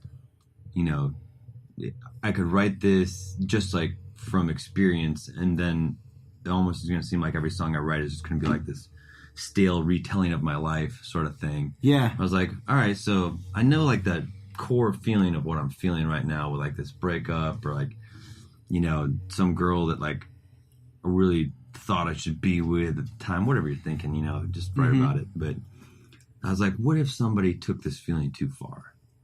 And so that's what this song is. Okay. So it's, it gets pretty dark towards the end, but like I thought it was a perfect like kind of vehicle to try to, one of my first... You turned a negative into a positive. Well, my thing is that one of my first guitar heroes was David Gilmour, right? Yes. I'm a huge... Really? Huge, we need to hang out a lot more. Dude, you're hitting all the right numbers tonight. So the end of this song... more. When people want to play the song, I'm like, well, if we're just going to play a snippet, you should start it at like 3 minutes and 30 seconds or like 4 minutes, because the outro solo is basically me paying homage to Comfortably Numb. Okay. I want to hear that for sure. Well, that's okay. Just keep talking for the next 5-6 minutes. All right. That's all you had to say. It's playing in the background. Because I've heard it, and you're absolutely right. Like, now that I've heard you say what you say, it's there. And so I'm going to let it play in the background, and whenever we get there, I will slowly fade it in, and we'll listen to it from that point. Chris worships Pink Floyd. It's understandable. It's the fact of, I think David Gilmour is probably one of the most underrated and most poignant guitarists of the last 30 years. He's he definitely sounds like he knows what he's doing. Like, he sounds like everything he plays. It sounds like he's already thought. It's about. Just right. It's right. It's not forced. It's not like overthought. But it's just like he's already thought this through. Yeah. He's an eloquent speaker. Yes. I'll say something about this song is that when we play it live, like this is one of my favorite songs to play live, and we usually leave it towards the last. It's a great song. And the thing is, like, the Leslie. So now that I have a Leslie, this and does it live in your rig regularly? It goes everywhere we go. Beautiful. Give it to me. Yeah, he fell in love with the fuck Les. Yeah, dude. I don't care if you have to pay a fucking roadie to bring your Leslie in. Oh my god, my Leslie. It is so entirely worth the fucking sound. I know it is. Totally. I know it is. Even as a sound guy, I know it is. Oh man, but it's one of those like, oh my god, dude, this guy's bringing a fucking Leslie in. Oh, it's such a pain in the ass. But oh my god, I can't wait to mic his Leslie. Here's the deal. With sound guys, they're like, this is a real thing. Like, this Leslie around, like, they'd see me and they'd be like, oh God, I gotta. And it's like, all right, let's break it down though. Like they'd be like pissed You off. see them coming too, I bet. They'd get pissed off because you're like, oh, I need to get like 2 more mics and 2 more cables and 2 more stands. It's like, yeah. Or you could have like a real job. Like, what are you doing? No. Mickey D is hired, bro. I worked with jam bands and shit. So for me, it was like, dude, you brought a Leslie? Sweet. I get to mic something 3 ways. Yeah. Like, it's panned hard, panned right, and panned in the middle. Like you get full-on surround sound in that aux recording, and bro. You can change different reverbs on it and like make all kinds of layered effects. Oh, yeah. But the thing is, I gotta get mine fixed. So I built my Leslie, so I have like I said, like 5 Leslies. And this thing is Jesus. like, I hard mounted mics on it. And Wow, then that's great. I ran a That's sick. reamping box in it. Okay. And that basically, so it keeps me from having to have like direct outs and then back into a preamp. Beautiful. So what it is like I cut into the lines of the mics. Yeah. And I can run one side into a reverb tank. Sure. And back out. So like you can get some of those really off-kiltered like 60s. Yeah. Oh, that's what I need. Sounds. I need somebody to do that to my Leslie. Yeah. But like, I mean, like the road case for my Leslie, like it's got compensated channels for these mics. Yeah. On each side, and then like on the back, it's got these mic jacks. Wow, I'd love to see that. that rig. is That so is sick. absolutely amazing. But the thing about the song is that like on the outro solo, getting that like Gilmore thing. Right. So I run like multiple amps. we got about a minute and a half before we get to listen to that, folks. Just so you know. So that at the end, like going on to the outro solo, is that you kick on the Leslie, but it's not going fast. Right. It's just going. Does yours have the 2 switches on it? It almost Yeah. it almost 2 speeds. acts Yeah. like a delay. Well, I mean, it has that point. I have a delay on the other amp that's not on the Leslie, because my Leslie works on a crossover, so it doesn't have its own amp in it. Okay. So it has like a 150 watt Dumble style amp pushing it, so it runs like the mids to that, Okay. and the lows and highs go back to the cabinet. Yeah. Whereas I have my Yeah, Viber go King. to the woofer and the tweeter. Yeah, so on my Viber King, we could get in my pedal board. I could tell you how this all worked. But my Viber God. King I'm seeing the mapping is already. running- This fool here's got a brain. it's running on like I have like a 4 amp splitter under my Okay, board, and so okay. like, it's running into a Viber King, and that is getting like the long delay of an old 70s memory man. Oh my god. So that's how you're getting like the long delay, Yeah. and like the beautiful lush echo sound. But Yes. then the other one is like you're giving the And we'll get into that in the Dude. last track because And there's quite also- honestly, I had no idea. my favorite track is the last track. all right. Well, let's. My try to favorite jump track into is the that. last track, but right now we got about 2.5 minutes left in Buttons and Threads. Let's start fading that in Fade and it kind in. of start listening to it Wanna hear this. as the end of it comes out.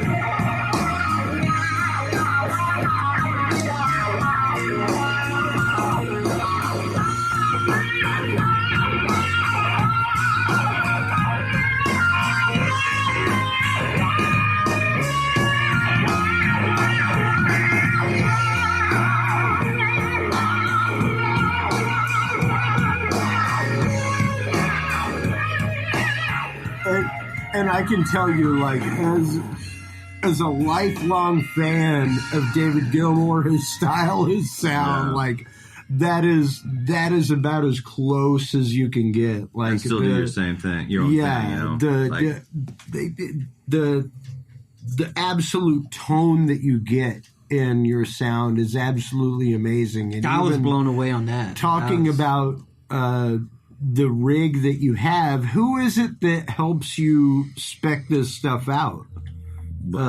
As far as building your Leslie rig out and everything else, because that's a pretty specific talent set. I've built out my Leslie. Like, I mean, it's just a lot of trial and error figuring out what you want over the years. Okay. Like, I know that, like, in my Leslie, I prefer to have an EV12L speaker. Okay. Because they're very solid sound all the way across. You know, like how I mic them, like that stuff. Like, I've realized, like, while I'm making demos, like, some of it's happy accident, and some of it's like coming from like having a 2 amp rig. Yeah. It's like you realize that some of your strengths and some of like the things that expand the sound to make an aural illusion, basically. Yeah. Is to like have contrasting sounds. Yeah. So like your ear it'll think it's like a huge sound. Yeah. Even though it's like 2 amps doing the same thing. Kind of like a only one 3D effect. effect almost a little bit. Yeah. Oh, very totally. much so. So like that's why like I have under my board there's like an amp splitter. And then the only thing that hits the amp's signal differently than the whole overdrives or fuzzes or the wah or the univibe, any of that stuff, the only thing that's different about the amps is delays. Okay. So like one amp makes sense, yeah. normally runs with a slight slapback, all the time. And like there's only one song that I change it for is like if we do So you're running basically through a stereo rig most of the time with at least 2 amplifiers. but it's not like a stereo rig where it pans. No. Like the only thing that's stereo about it is the delays. Yeah. So like so you have like the difference in the tones of each amp is actually like it's like accented. Yeah. You know what I mean? So it's like it's not just a mush. No, Sometimes that sounds good. The delay that is there is literally to make sure that the tones are heard at the same time. Right, and it's almost like a compression in a way. Yeah, like if you had like multi-tracks of stuff, like you use different like types of compression to like kind of like bring out the best in them. Right. Well, it's like using a full-on crossover where it's like I have decided that the mid-tones between these hertz and these hertz will go to the Leslie. Right. The highs between this and this will go to the cone. Makes sense. Yeah. And the rest of it will go to the woofer. Like if you think of that like vertically, this is like horizontal. Well, I just think of it in terms of a sound guy and a sound system and bass, mids, highs, you know. Triamp system. The thing is, like, you just have to get to the point that it makes sense in your mind. Yeah. And then you can start picking it out with your ears. Yeah. But, like, with, like, the delays, that's the only thing that sets them apart.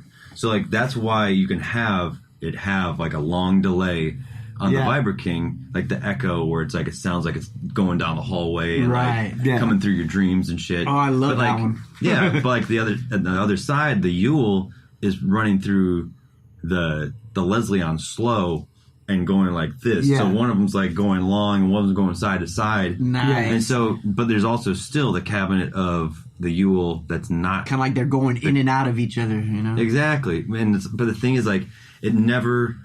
Sometimes, like when you put like a delay on an amp, like if you have a single amp or if you have 2 amps and they're both running on the same delay, it's like your bottom just falls out. It's like you hit it and it's like, now it's small and it's off out in the distance. But like with this, there's still like the presence is maintained on every aspect. Yeah. You know what I'm saying? So it separates the frequencies and makes sure the fact that the delay that's happening is equidistant between stuff. Yeah, and I mean like but it never feels like sometimes like when people get like their lead tones, it's like their guitar gets totally small and super compressed and like tin canny. And True. Absolutely. It goes into the 500 hertz range. When it sounds like too processed. It sounds like it's processed. Yes. Like you want it to sound like a guitar. And quite honestly, leading into this concept and talking about this takes us straight into the last track. of the album, which is a perfect expression of this, where you're talking about the separation between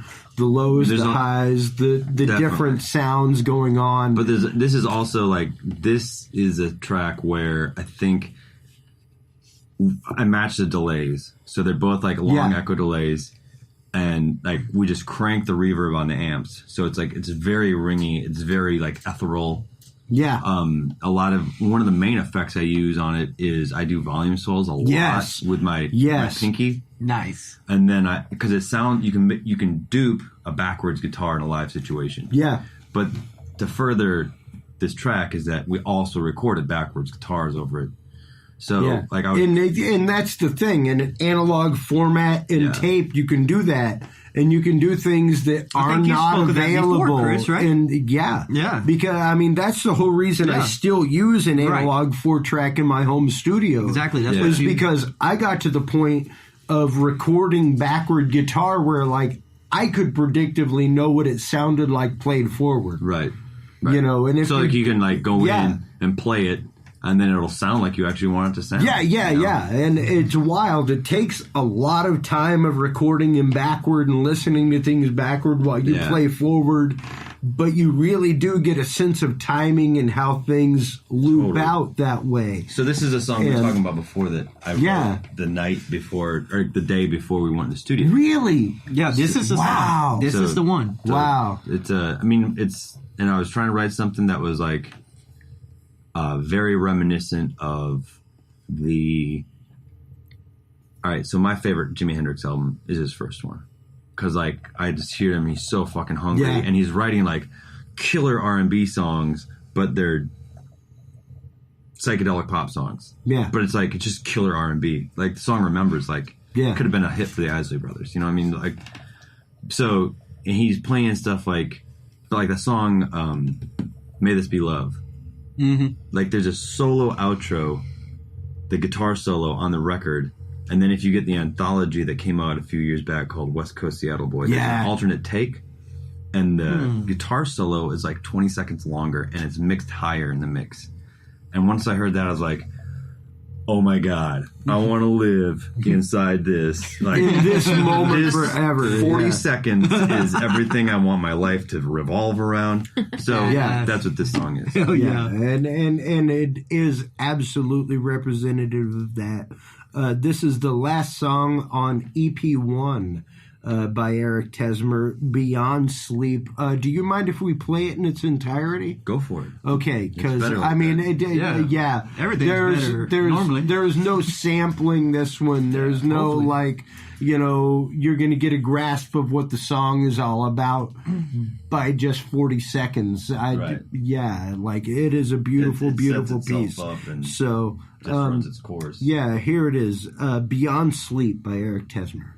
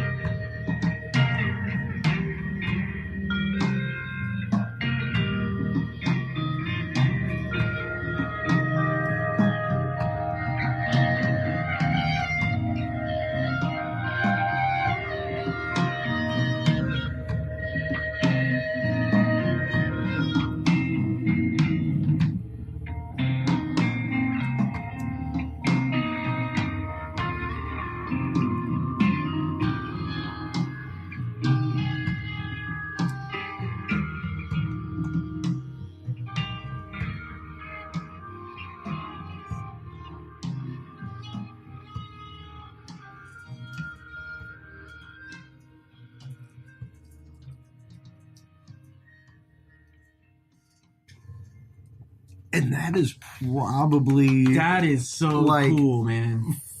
3.5 of the most soulful minutes of music I've heard in the last decade, man. Thanks, man. And I like where it's placed in the EP too. It's the last one, Yeah. and that leaves me on that note, you know. And it's like, dude, that's really cool. and that's just it. Like for me, it was as the cumulative track, as the one that came at the end. Like it exposed the fact that every one of these songs stood as individual.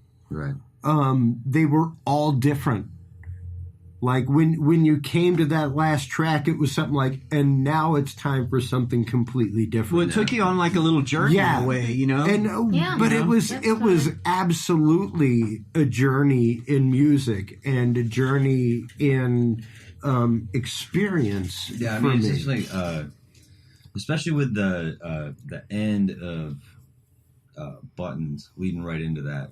Like, it's like you're on this like really tumultuous, like almost violent sounding melodic, like kind of outro, and then it goes into like just like all the sharp edges are numbed out. Yeah, just, like, and it floating. goes into this ethereal realm of relaxation and comfortableness. Right. And I think really personally an expression of where you have found yourself now. Right.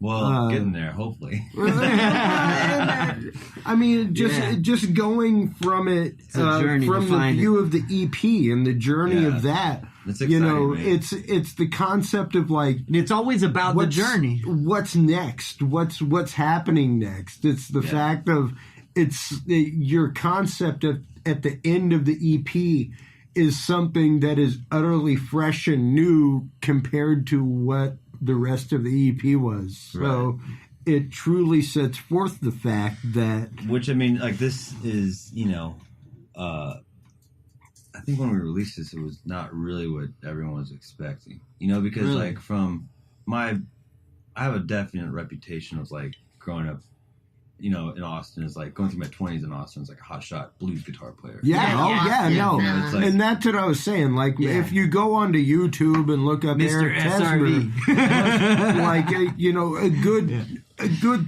third of the videos that you're going to see is an awesome, fantastic, incredible version of Voodoo Child. Right. And, it's like the crazy thing about that is like a lot of Little Wing, a lot of Voodoo Child. Yeah. The thing is like, because like when in the live show, it's like you've never seen us before, and like a lot of them you'll notice are from 6th Street. Yeah, like where I kind of made my name for myself. But like, it's those are the songs that like the drunk dudes recognize.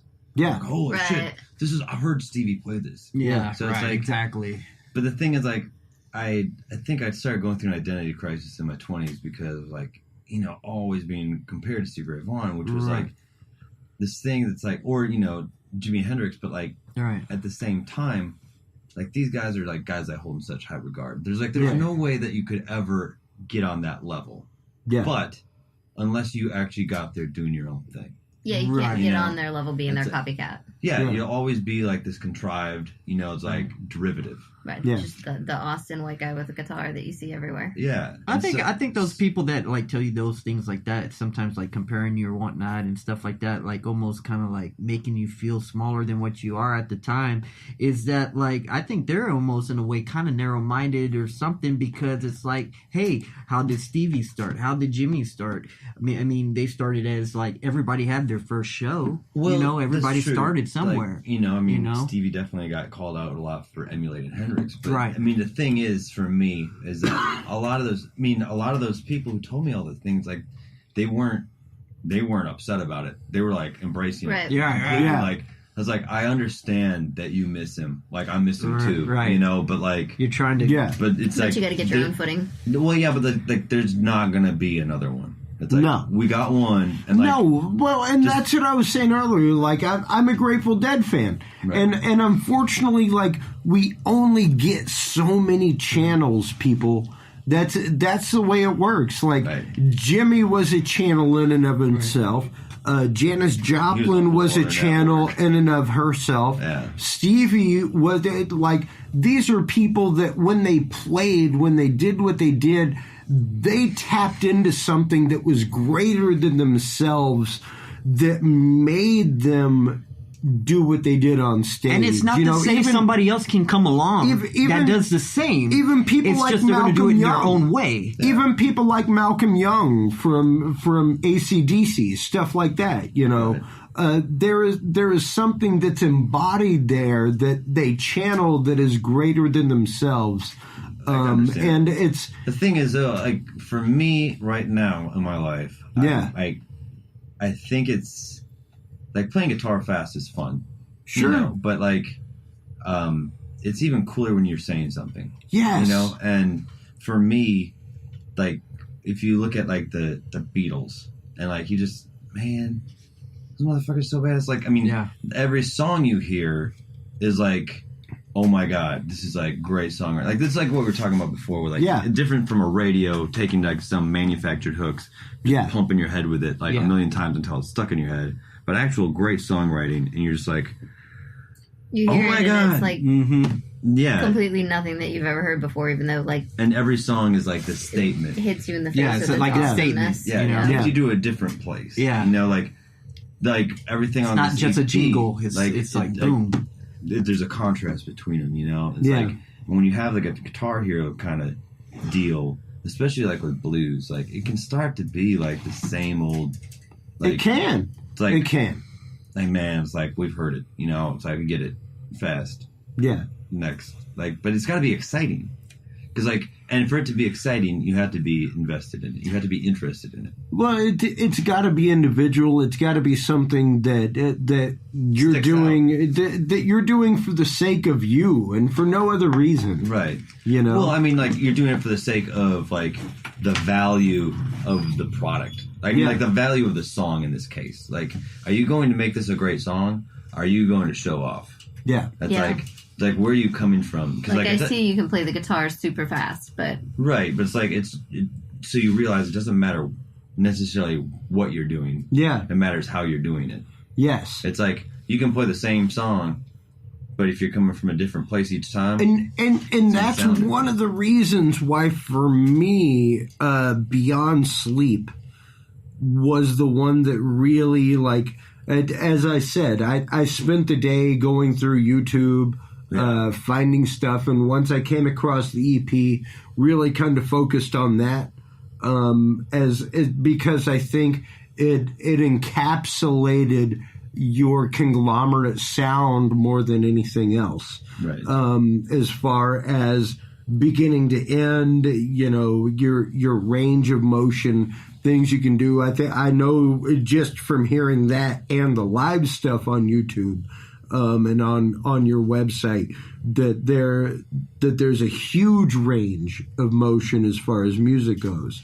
But this was one of those that to me spoke on so many levels, because like I said earlier, the concept of Nick Mason, the drummer from Pink Floyd, saying, amazing. You know, his drumming instructor always said you shouldn't play faster than your heart can beat. Yeah. You know, and there's something, it's always one of those, like, as a musician, it's harder to play a slow song. Totally. Like, it's like 5 times harder to play a slow song. And, you know, you look at bands like ZZ Top, like, good God, you know, some of their stuff just is so slow, so meaningful. LaGrange? Not even, slower. Slower than that, you know. But I mean, like, Hot, Cool, and Righteous. You know, compared to like their boogies, like a LaGrange style, or like My Head's in Mississippi. Yeah, like those songs, like they are not necessarily fast for a boogie. No. You know, it's like they lay back and they hit pocket. Yeah, that's what I was thinking. You know, every time it's like they're hitting pocket and it fucking grooves and it's fucking badass. That's the thing, is like and I've been guilty of this in the past, so it's like I'm pretty like attuned to it. I can sit forward. It's okay. And with the guitar thing, like to go fast, like definitely it can optimize itself to a certain tempo. Yeah. And a certain way of riding the beat. Whereas like with like part of my style, like in the earlier career, like my style was more like that aggressive, like very immediate sound. So it's like playing like right on top of the beat, you know, or even a little ahead of it sometimes. Yeah. And now I'm more like playing on top of or behind the beat, like, or so I'm trying to retrain my brain and fingers to do, you know, because like, man, like if you can play the same thing, but you can have it like slightly swung or just like right on top of the beat. So it's like almost sounds like a sample, you know, it's like, I mean, you can really get some gravity to what you're doing. Like, that's the stuff that makes the ass move, you know? Yeah. It's like when people hear that, they're like, oh, yeah. the stank face comes Yeah, from that. no, right. Yeah, I was going to say that's when the stank hits. I want to say I've heard you practice, and I think that's like I could hear that. You know what I mean? Yeah. Like I have with my my PA system we were talking about earlier. I set up my room as a stereo. I have like some rack spaces underneath this mixing board, and I have an old United Recording Artists equipment or whatever whatever. I have one the rack mounted digital, or I think it's analog metronome. Sweet. So it's like, but it's the kind that they use to what's the word for it? That they use to do soundtracks. They use to align soundtracks. Yeah. So it's like it doesn't go beats per minute. Yeah.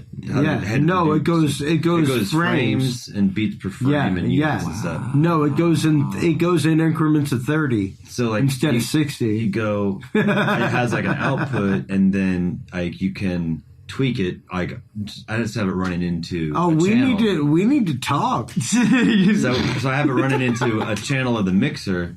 And so you can mix it so it's like, it can be like a super hard snap, or like going through the subwoofer to throw the bass up. It'll sound like a bass drum. Boom. Like a bass hit. Yeah. Really? So like when I practice, a lot of the times like I'll just turn on the metronome, and like, but the thing is with the PA, like I can be playing that rig and I can hear it. It's like, But like I play around with that a lot. So.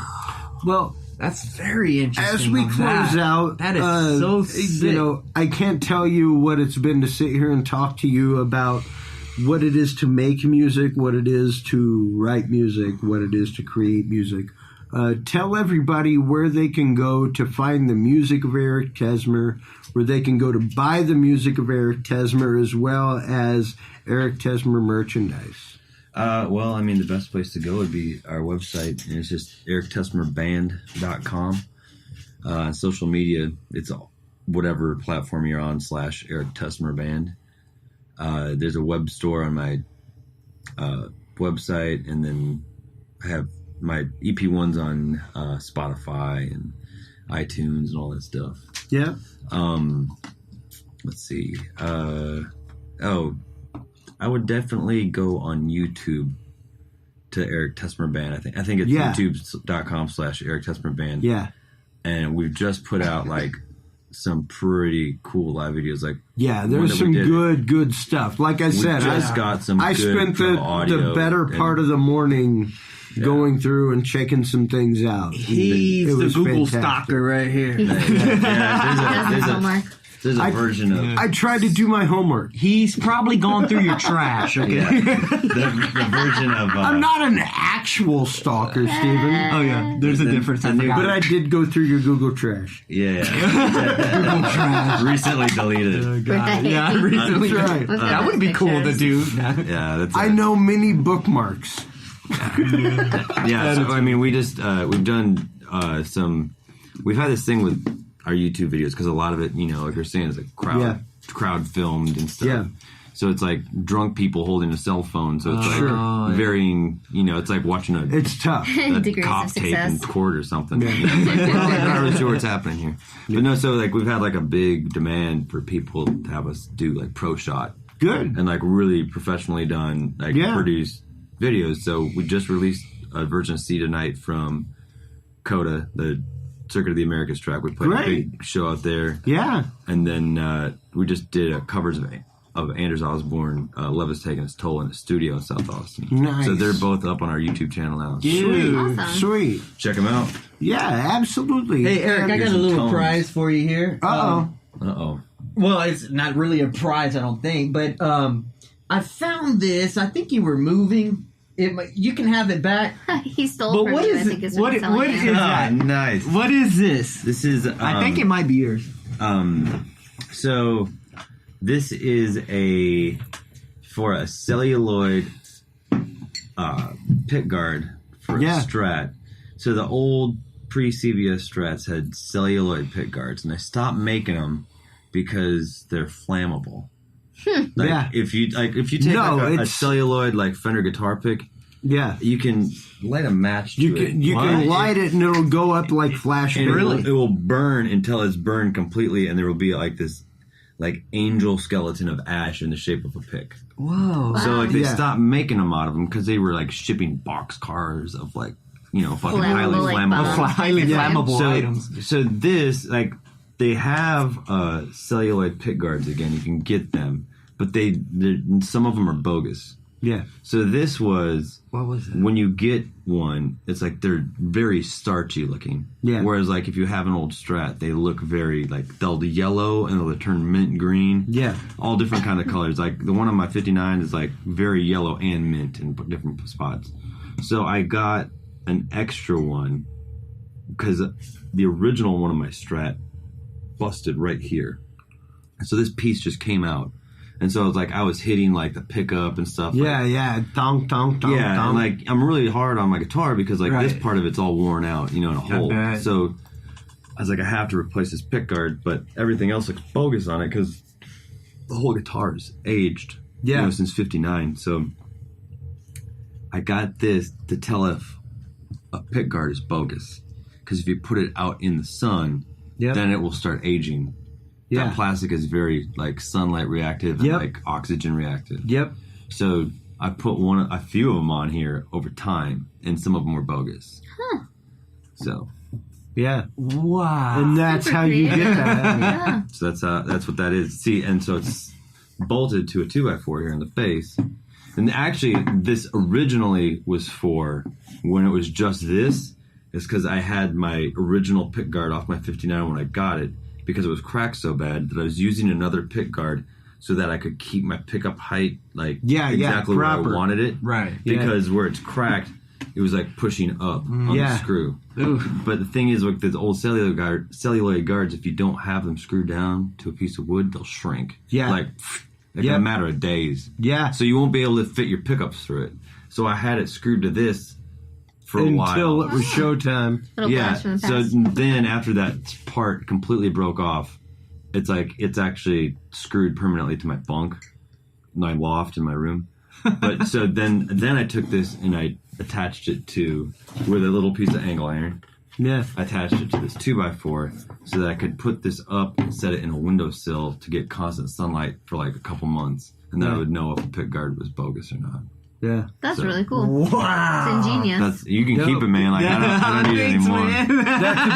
That's a beautiful piece of real art. Well, that's what I Right thought when there. I saw it in a different way. It looked like a piece of art, and I was like, "Hey, I never thought of that, man. yeah." Should sign it. Better not tell my girlfriend that she'll want to keep it out. Well, we do have a small piece of art for you. Oh, cool, man. I know you don't drink much, but you do have a nice Dudes and Beer pint glass to enjoy your favorite Topo Red Bull. Chico, Red Bull, Definitely. etc. from. Thank you so much for coming on the show. man. Shit, Thanks, yeah, man. Finally, it was Thank great you so to meet much. you. It was great to have you on. all great. We hope to have you on in future sessions. Yeah. I'd love to have you on the Talking Sound podcast to talk about how you achieve your tones, how Yeah. you find your tones with vintage equipment. Well, I love to talk about that this kind of stuff. stuff. So Yeah. It's very interesting Quite shit, man. obviously. So, Dude, I got so much I can holy shit. on that note, everybody, while you're online, please go online and check out Eric Tessmer at EricTessmerBand.com. Fantastic. And while you're online, please do check us out at dudesandbeer.com. Please do download our free Dudes and Beer app. It is available on the iTunes market as well as Android. Please do go on and check out our parent organization, HCUniversalNetwork.com. You can check out all kinds of great podcasts there. Oh, and thanks to Hops and Grain. Oh, yeah, and absolutely thanks to Hops and Grain for all of their great support of the Dudes and Beer podcast. So until next time, folks, I am Chris Jordan, your host. Thank you so much for Stephen, Julie, and of What course an episode. our good guest, Eric Tessmer. Until next time, everybody, if you can't be good, Be good at it. We'll talk to you soon. Bye-bye.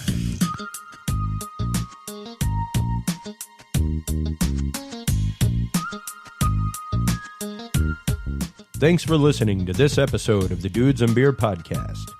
To listen to our audio streams and chat with us live, download the official Dudes and Beer app for both Android and iDevices, available on the Google Play and iTunes markets. For more episodes, content, and information, visit us online at dudesandbeer.com. You can also find our episodes on Spreaker, SoundCloud, YouTube, Stitcher, or your favorite podcast service. Thanks for listening, everybody. And until next time, drink responsibly.